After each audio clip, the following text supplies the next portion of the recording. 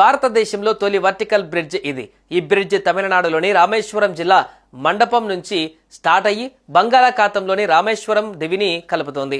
New Pamban వంతెనను railway మంత్రిత్వ శాఖ ఆధ్వర్యంలో Navratna PSU railway Vikas Nigam limited నిర్మించింది.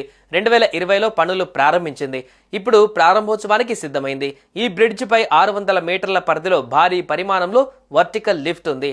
దీని పనులు పూర్తి కావడానికి దాదాపు 5 నెలలు పట్టింది. దాని బరువు 660 టన్నులు, పొడవు 72.5 మీటర్లు. ఈ పాంబన్ బ్రిడ్జ్ మొత్తం పొడవు 2.08 కిలోమీటర్లు. బ్రిడ్జి కింద నుంచి ఓడలు కూడా ఎటువంటి ఆటంకం లేకుండా వెళ్ళవచ్చు. వరల్డ్లోనే రెండో అతి ఎక్కువ తుప్పు పట్టే ప్రాంతంగా పాంబన్ తీరానికి పేరుంది. కెరటాలు వంతెనని తాకుతుంటాయి. పాత వంతెన ఇనుము తుప్పు పట్టి మందం కరిగిపోయింది. కొత్త వంతెనకు ఆ సమస్య రాకుండా నిర్మాణాలపైన 3 పొరలను పాలిసోలోక్సెన్ను పెయింటింగ్ పూత వేశారు. మరో 50